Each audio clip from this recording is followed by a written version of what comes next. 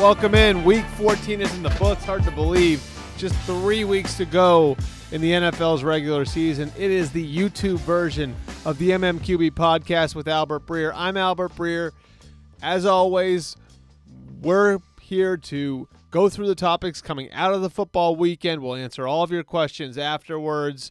This, of course, is the YouTube version of the podcast, meaning you can get it on iTunes as you can the traditional podcast, which pops on Friday mornings. You can get it on YouTube, or you can watch us live right here on Periscope. Again, we're going to go through 5 things I'm hot on coming out of the weekend, and then I'll answer all of your questions right here. So let's jump right into it. Number one, and I think that this is a big story coming out of last night, and there's a lot to get to here. The Miami Dolphins find a way to beat the New England Patriots, and there's no better way to put this. The Dolphins were a dead-ass team coming in, and I think most people felt like the Patriots basically had 3 walkthroughs surrounding next Sunday's showdown with the Pittsburgh Steelers, and they were either going to wind up 12 or 14-2 or 13-3, depending on what happened against the Steelers. That didn't happen. The Dolphins came up and punched the Patriots in the mouth. For the first time since 1991, the Patriots didn't convert a single third down. Tom Brady didn't look good. The defense didn't look good. And so the larger question here is whether or not there's a real problem with the New England Patriots. And I'm going to answer it this way. Yes, there are problems. No, they're not full. Not all of them are fixable. But they are manageable, and we've seen them manage these issues in the past. Well, what do I mean by that? Well, I'm assuming Tom Brady's bad night was just that, just a bad night. Didn't have Rob Gronkowski. He'll be getting Gronkowski back. The offensive line didn't play well. I'd assume they'll be a little bit better. They had a third-string right tackle in there in Cam Fleming. That obviously caused some problems against Cam Wake. And so there are certain things I think that are just a bad night, a bad spot, however you want to term that. But there are some issues there. And they're the same issues we saw in September and October. Number one, talent in the front seven's a problem. On the edges of the defense last night, they had Marquise Flowers, who was acquired in season as a special teamer, starting on one edge. And on the other edge, we had Eric Lee, who just a few weeks ago was on the Bills practice squad. Additionally, there was an undrafted free agent in Adam Butler playing a lot of snaps on the interior of the defensive line. There's a talent issue in the front seven. Now, Matt Patricia and Bill Belichick, they've done a great job getting around that. But there's a talent issue in the front seven. And because of that, they need to play great in the secondary. And for a few weeks they had. That's where they've invested. Okay? Follow the money.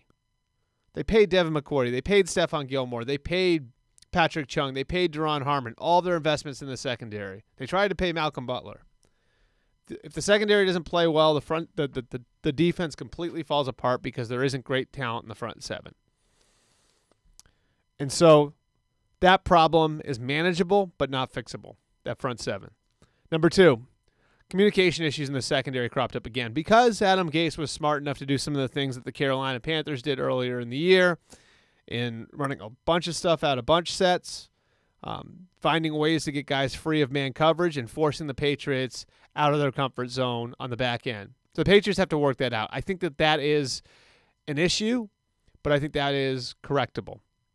And then number 3, they had a hell of a time trying to protect Brady. And one thing you notice is that when Gronkowski and Edelman aren't in there, all of a sudden problems start to crop up on their offensive line. Why? Well, because when Brady's in trouble, that's where he goes. He goes to Gronkowski. He goes to Edelman. So Edelman's not coming back. Gronk is coming back. And having that outlet, having at least one of the two is important. We've seen them survive without either or in the past. A lot of years early in Edelman's career, they didn't have him because he was hurt. Gronkowski's been injured all the time. Last year they won a Super Bowl without him. But playing without the two of them is more difficult. So basically, the way New England comes out of this game and goes into Pittsburgh next week, the talent issue in the front seven isn't fixable, but it can be manageable if the secondary plays better. And then they have to find a way to get Gronkowski to the finish line. Because life without both Edelman and Gronkowski is very, very difficult for Tom Brady.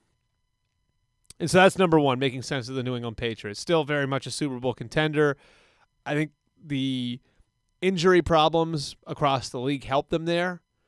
And, here's part of it. In a lot of cases, everybody's got injuries, and Tom Brady makes the Patriots' injuries not irrelevant, but a lot less relevant than they are in other places. The end. That's the way a lot of these NFL seasons play out. That's the way last year played out. And so they still have the best quarterback in football as it stands right now. But they've got problems on their roster, and they can fight through them, but there are things to watch coming out of Monday night. Number two, what a mess in Jacksonville on Sunday night. And this is the second embarrassing nationally televised moment for the league in 6 days, coming out of that Steelers-Bengals game. And this was worse because this was not within the context of football. This was other stuff happening. That Steelers-Bengals game was violent. The George Iloka hit on Antonio Brown was tough. Juju Smith-Schuster lit up Vontaze Burfict. The Shazier injury was as bad as it gets. But the stuff that happened on Monday night was within the context of football. What happened on Sunday in Seattle was worse because it happened outside of the context of football. What Michael Bennett did was 100% unnecessary. And he knows well enough. He's been in the league for a long time. He knows well enough how cheap what he did was. And he went ahead and did it anyway. He was on that Tampa team in 2012 that took all the crap for going after Eli Manning during a kneel down. So he didn't know, he knew what he was doing. This wasn't his first rodeo. And then after that, he goes back after the Jaguars center, Brandon Linder, and that just touches off a brawl. And then you have Quinton Jefferson, who, look, these asshole fans revoke their tickets, do whatever you got to do, right? No place for that in an NFL game. But it's still on the player to keep his cool. It's still on the player to say, you know what, I'm the bigger man. I don't need to go prove some idiot up in Section 104 what a tough guy I am. Okay? So, what doesn't make sense to me is the league not suspending these guys. It makes no sense. There's no consistency with any of this. Rob Gronkowski deserved, like you wouldn't believe, to be suspended. What happened in Buffalo 9 days ago, totally a suspendable offense, 100%. Okay? The reason why people felt like they took it light on him was because the next day, Smith-Schuster and Iloka also got 1 game suspension. So most people are sitting and looking at it and say, well, Iloka and Smith-Schuster aren't innocent here, but those were football plays. And then you've got Gronk doing something that was clearly extracurricular. He stood there and thought about it before diving on Tre'Davious White, and he gets the same penalty as those other 2 guys. So that didn't make sense. And really, I think anybody with a brain could see that the reason why Iloka and Smith-Schuster were suspended was because it was a bad PR night for the league. Fast forward 6 days, you've got Bennett and Jefferson doing things outside the context of the play, which is what Gronkowski was guilty of, on another ugly night for the league, which is why Iloka and Smith-Schuster were suspended, and they aren't suspended. It makes no sense. And too often, I know players get frustrated by this. I know teams get frustrated by this. It feels like the league licks its finger, sticks it in the air, finds out what way the wind is blowing, and reacts. And so this does not match up in any way. Michael Bennett knows what he did. All right, we've seen this sort of crap from him in the past. We've seen this sort of crap from the Seahawks in the past. We saw it at the end of the Super Bowl. Okay, we saw it on the biggest stage. We've seen this before from them. This wasn't a mistake by Michael Bennett. And Quinton Jefferson, what the hell are you doing? What the hell are you doing? Do you know how that look? Do you know the way you're making yourself look? I remember when I got to college, I had a buddy helped sort of recruited me to come to Ohio State. He was on the football team, and I remember my first week in college, Ohio State was playing West Virginia. And I remember him coming back from that game and telling me that one of the first things the coach told the guys before the game, before they said anything about actually playing against West Virginia, was wear your helmets out of the tunnel because they're going to throw batteries at your head. All right? They're throwing batteries at you. And these are college kids. And they were able to kind of keep their heads and say, okay, like that's garbage and stupid and inhuman, but I can't react to that. And now a professional can't deal with a beer getting thrown at him? Look, I'm not saying it's right. Guy's an idiot. Guys in the stands are idiots. It doesn't make you a big man to go up there and fight someone. And what the hell are you proving? All right. Number 3. Roger Goodell does a 5-year contract worth up to $200 million. It will extend him. His current deal expires first day of the league year 2019. So this will take him to the first day of the league year. That's March of 2024. A couple things here. First, let's get to the real numbers, okay? So his base salary is about $4 million, and his max is about $40 million. So 90% of the deal is tied up in incentives. I'd argue a lot of that is for public relations, okay? They wanted to give him up. He felt like he deserved a big number, and that big number got out there. A lot of owners felt like it was important that this thing was incentive-based, so that got out there. But realistically, those numbers are a little fake. My understanding is if he does a good, solid job, he'll make in the mid to high 20s. If he does a great job, he'll make in the 30s. He'll get into 8 figures just for showing up. And he'll need to walk on water to make $40 million a year. So realistically, that number is in the ballpark of where it's been. He'll make somewhere between the mid-20s to low 30s every year, depending on how he does the broadcast deals, how he does the labor negotiations, how the TV ratings are, all those sorts of things. What's really interesting here is that it's not over yet. Now, the contract's done. But the fact that the contract's done is a sign that it's not over. Because that contract was finalized 1 week before the owners were to meet in Dallas. Okay? And Jerry, according to a couple people I've talked to, had been making calls, had been setting up conference calls, and continuing to try to drum up support to delay Rodgers' deal getting done. And the plan was to take it to the floor in Dallas. So, of course, the 6 owners who were on that compensation committee, 5 of whom were also on the Los Angeles committee. And you remember how Jerry hijacked the LA process and pissed those guys off. The 6 guys in the compensation committee pushed the deal through. Now, why is that significant? Well, because Rodgers' contract isn't up till March of 2019. How easy would it have been for them to step back and say, we should probably listen to Jerry. Let's just go hear him out. Maybe we won't vote on it, but let's just go and listen. Let's talk about it. We're all going to be in one place. What the hell? Let's just wait a week. Nope. They didn't do that. They pushed that thing right over the goal line. And they sent a very clear message to Jerry. You want to screw with us? Screw you. So Wednesday in Dallas is going to be very interesting with all of those people now under one roof. It's been a long time since Jerry's name has been dragged through the mud publicly in this way, where his power has been questioned. Going back to the 90s. So things could get really, really interesting this week. Okay, number 4. I think the injury that if there were 5 or 10 guys in the NFL who are the most exciting guys to watch this year, who you most wanted to see in the playoffs, I think this guy falls on that list. And so it's such a shame that Carson Wentz, now he got it confirmed, tears his left ACL on Sunday in Los Angeles at the Coliseum against the Rams. And so now you look at it, what does this mean for the Eagles going forward? Well, I still think that they're good enough to win a playoff game. I don't think they're good enough to go much further than that. Okay? They've won the NFC East. That means they'll get to play at home, right? So playing at home in January, either the first weekend of January or the second weekend of January, is an enormous advantage. especially if it's someone like Carolina or New Orleans or Atlanta or Dallas coming up there.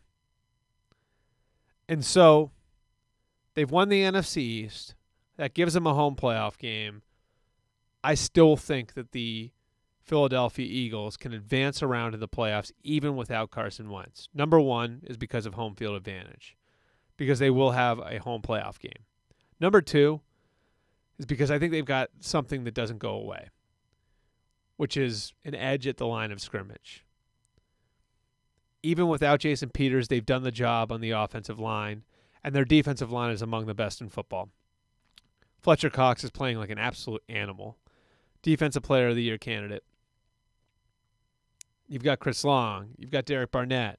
You've got Vinnie Curry. You've got Brandon Graham. You've got Timmy Jernigan. They can come after you in waves. And so I think the Eagles are good enough to win a playoff game. Without Carson Wentz, the impact is I don't think they can string 3 or 4 together, which I think was possible with Wentz in there. But I think Nick Foles can come in and manage the game, and I think they can rework their offense around their running game a little bit and shorten games that way and win some games on defense the next 3 weeks, and then go into the playoffs. And if the right team is coming north, the right team that isn't comfortable in that environment is coming north, then I think that the Eagles could still advance a round in the playoffs. Okay, number 5. Last thing for this week. 2 teams I think are going to be the most interesting teams in the league over the next 3 weeks. There are 10 teams with winning records in the NFC. The race is going to be great over the next 3 weeks, and 2 teams really stand out to me, and both those teams are 7-6. And it's not because of what they are right now. It's because of what they were and what they could be. It's the Cowboys and it's the Packers. And the Packers may get Aaron Rodgers back this week. The Cowboys will get Ezekiel Elliott back next week. And those 2 teams were in the divisional round last year. The Packers got to the NFC Championship game. And both, I think we can say, played at a Super Bowl level in 2016. And I think both have gotten better for the experience of having had to go through this. You know, the old saying is that the defense wins championships. I don't think that's really true. I think the way it works in the NFL now, who can win the most different ways? Like who's got an answer for whatever you throw at them? This is why the Patriots have been so great. They make other teams play left-handed, and they can play left-handed. They take what you do well away from you, and if you take what they do well away, they can adapt. And I think the Cowboys and the Packers have gotten a little bit of that through going through this experience. The Packers had to win a different way the last couple of weeks. So they rushed for 156 yards in Week 13. And then they're on the ropes in Week 14 in Cleveland, of all places. And they get a punt return from Trevor Davis at the end of regulation to set up the touchdown to send the game into overtime. And then in overtime, Josh Jones, the rookie safety, picks off Deshaun Kaiser.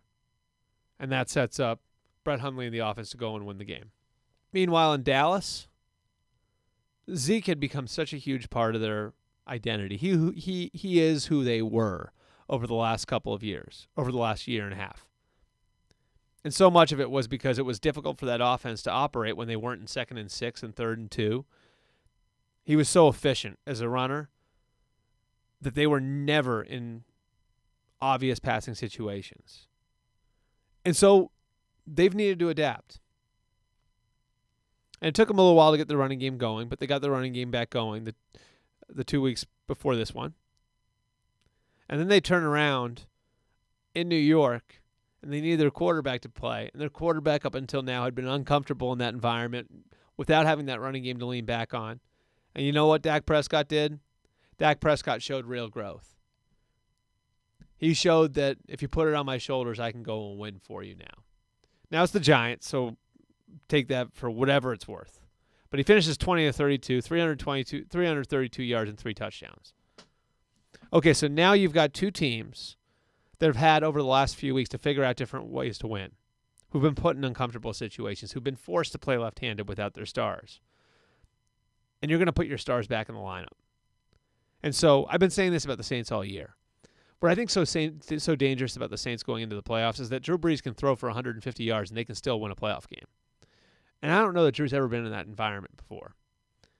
You give him Mark Ingram, you give him Alvin Kamara, you give him Ryan Ramczyk and Teron Armstead and that big offensive line. You give him a defense that can make plays. And now it's a different deal altogether for him. And so I think no one in Dallas or Green Bay was hoping for Ezekiel Elliott or Aaron Rodgers to get injured. But when they did, they were forced into an uncomfortable position. And I think both have had to learn different ways to win. And that's going to help them when they get their superstars back. Okay, I'm going to answer your questions now. We've been going for a good 20 minutes. I will answer your questions for about 10 minutes or so. Again, this is going to go up on YouTube later and iTunes later.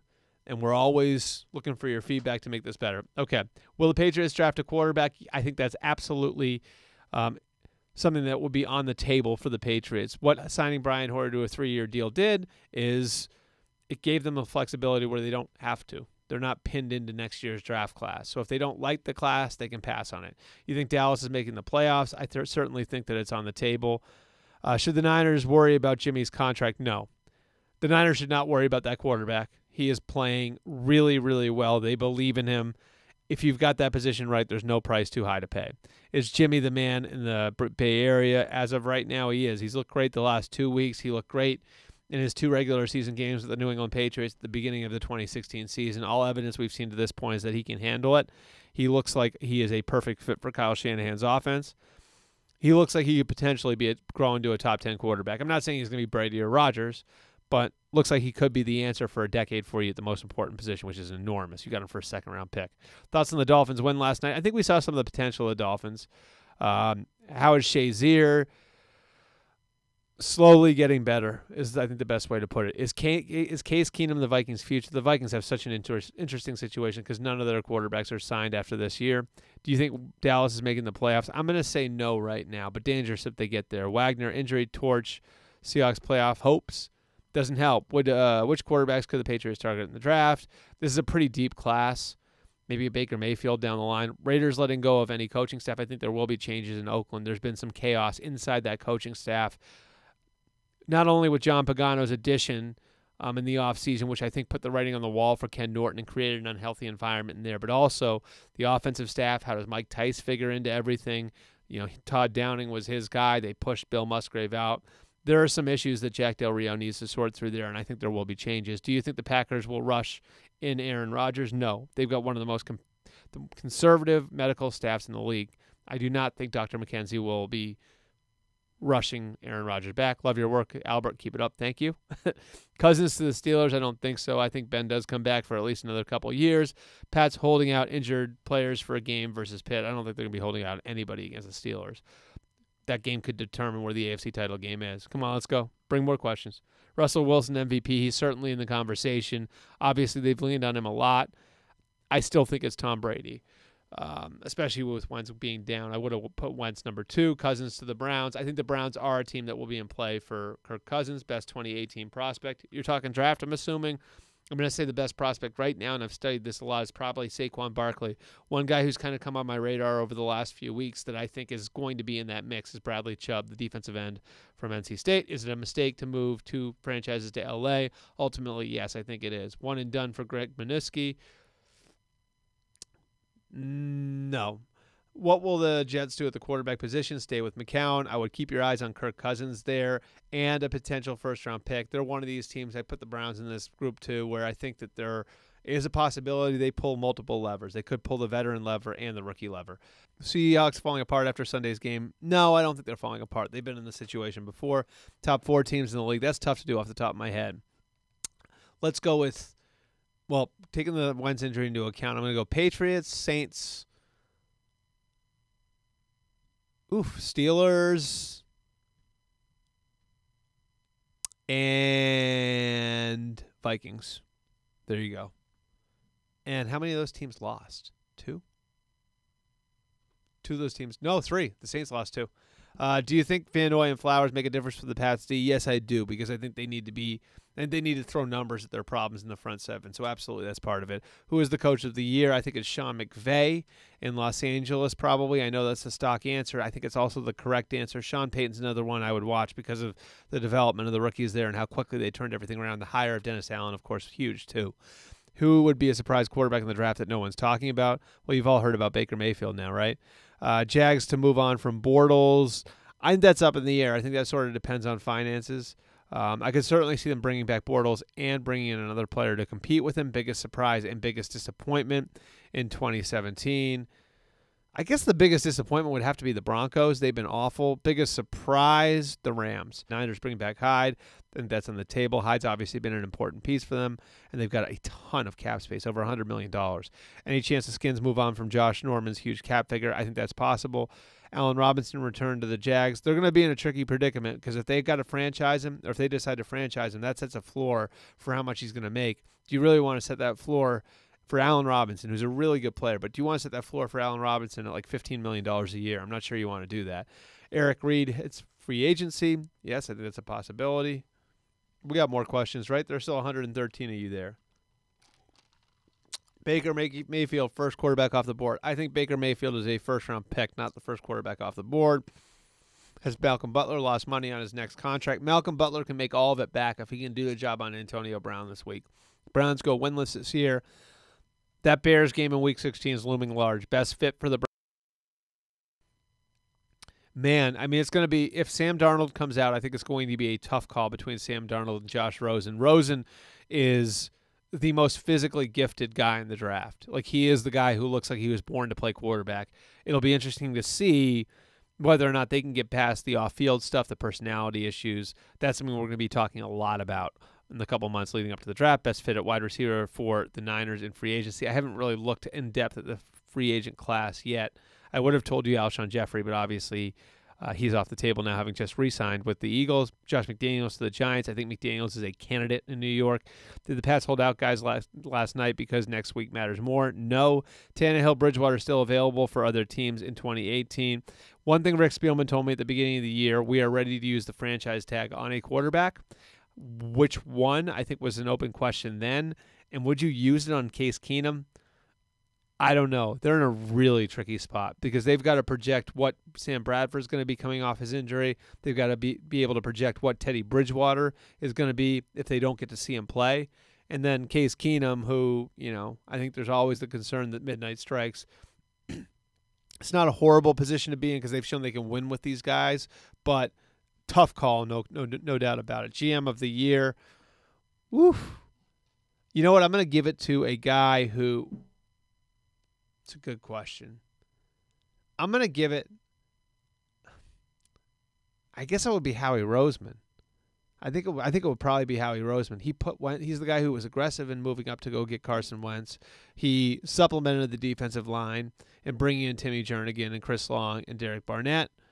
He was the guy who drafted Big V, who's replaced Jason Peters. He traded for Jay Ajayi. Let's give it to Howie Roseman. Bennett suspension. There will not be a suspension. Again, I've let my feelings be known on that one. Xavier Howard for real, 4 interceptions in 2 games.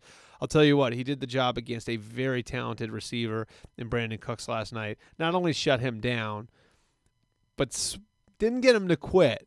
But there wasn't a whole lot of fight in Brandon Cooks at the end of that game. Odds on Jimmy G getting franchised versus signed long-term. I think he gets franchised, and then they work on a deal from there.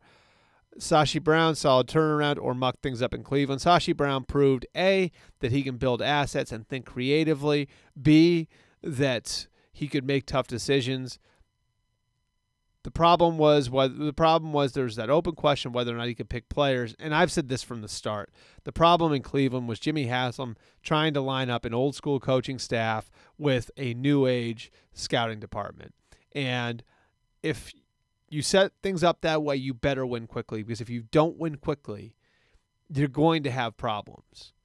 And the problem here was the coaches looked at it and said, they're not giving us players. And part of that was because the scouts, the scouting department, it's headed by Sashi Brown, was trading away assets, trading assets into future years. Coaches don't care about draft picks down the line. They don't care about cap space. They care about who are you giving me to help me win games.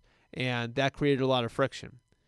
If you had a coaching staff who was all in on what they were doing, they would have seen it differently. But I don't think that the coaching staff ever fully bought into what Sashi Brown was doing. And if you're going to go out and do something that's so off the board and so different, which is what the Browns were doing, then you have to have buy-in from across the building. Aaron Rodgers, yep, Aaron Rodgers. We'll see if he's back this week. Let's answer 10 more questions. Foles, solid running game, a solid game manager with gunslinger mentality. I think Foles is going to be fine. I don't think he can win you a Super Bowl. I think he can win you a playoff game. Number 2, do you think Cleveland wins a game? I told you that Bears game in Week 16 is looming large. I'll give it to the Browns. I'll tell you what, right here, right now, I've been asked that question a lot. I'll give it to the Browns. The Browns will not go winless. They'll beat the Bears in Week 16 with a Chicago team that isn't exactly exhibiting a whole lot of fight for its part. Jay Cutler, Finn's starter next year. God, you're really overreacting to Monday night. I think it's Ryan Tannehill. Number 4, do you think drafting Rosen and Minkah Fitzpatrick would be the right move if you're Cleveland? I think that'd be great. If you can get those boxes checked off from a personality standpoint on Josh Rosen, I mean, he could absolutely wind up being a top 5 or 6 quarterback. I mean, he's got the arm talent of, the comparison that's being made most is Jay Cutler. And if that's the talent, take the personality aside, if that's the talent, that's pretty good. And so you get him with the number 1 pick, and then Minkah Fitzpatrick with the Texans pick, which could be 5th or 6th or 7th. I mean, I think you get the best defensive back in the draft, the best quarterback in the draft. That would be a great start for John Dorsey in Cleveland. Number 5, Tannehill safe in Miami. I think he'll be on the roster next year.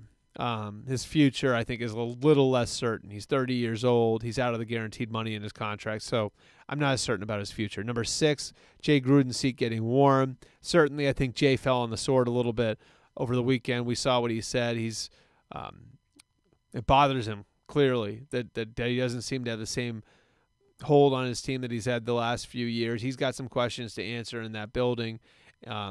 They went through a really, really tumultuous offseason. Obviously, everything that happened with Scott McCloughan. You have the history of power struggles in that building. I'm not ruling anything out. I don't think that they fire Jay because I think that Bruce Allen views Jay as sort of his guy, and so Jay's failure would be Bruce's failure. But if things keep going the way that they are, he's certainly in the hot seat in 2018. Number 7? Is it 7 or 6? 6? 7. Eli retiring a Giant. I think Eli wants to retire a Giant, and I think there's a good chance he will retire a Giant. The reason why, he's only making, I believe it's $16 million over the next 2 years, which would put him about 20th among starting quarterbacks in the NFL as far as average per year goes. And so you can very easily keep Eli on your roster and then bring in a top 5 pick at the position at about $7.5 million a year. And, you look at your budget, that's more than single quarterbacks in Oakland, Indianapolis, Detroit are making. And so you can certainly do that. It's a matter of convincing Eli, but I think Eli values the idea of finishing his career in New York. So I certainly think that that's something that's on the table. Number 8, Malcolm Butler playing elsewhere next year for less money than he thought. Possible. This is a big week for him against Antonio Brown, assuming that's who he gets matched up with, because that's traditionally been the matchup. Number 9, Jets quarterback in 2018. I'll say Kirk Cousins right now. How about that? Let's say Kirk Cousins. Number 10. Last question. Thoughts on the potential of the Niners for 2018? I love their potential. They've got a first-round pick. They've got a second-round pick. I believe they've got 2/3. They've got $100 million in cap space. They've got their quarterback of the future. I think Reuben Foster can play. I think Solomon Thomas can play. I think Kyle Shanahan can coach. I think John Lynch has done a good job creating the right environment in that building. I think Adam Peters is an outstanding evaluator to have as your top scout. I think things are set up really nicely there. So I think the Niners are in business. They stayed locked in, loss after loss after loss at the beginning of the year. They were patient with Jimmy Garoppolo. Now they put Garoppolo in there, he looks ready. I think the Niners have done a great job. That's not to say they're not 2 or 3 years out still. There's still a ways to go. But I like the start they've made. Okay, I appreciate you guys coming out, as always. Thank you, Periscope. Thank you, YouTube. Thank you, iTunes. Again, all feedback's welcome. Get me on my Twitter page, @AlbertBreer. Get me on my Facebook page, @AlbertRBreer. You can like me there, and you can actually send me messages. I will answer your questions there. I would love to hear your feedback on what we can do better with this. Again, we're going to be doing this every week. We apologize for last week. There's a lot of stuff going on here with Sportsman of the Year and everything else, so we just couldn't make it work logistically. But we're planning on doing this every week from here on out, right through the Super Bowl. Always appreciate you guys coming out. Again, feedback is welcome. And always remember to listen to the MMQB 10 Things podcast, the MMQB podcast with Peter King. And one more time, this podcast, the MMQB podcast with Albert Breer, both the traditional, old school Friday edition and this YouTube edition, which goes up on Tuesdays. You can get us and the other MMQB podcasts at Spotify, Stitcher, TuneIn, Google Play, Apple Podcasts, wherever you get your podcasts. Same time next week. We'll see you guys then.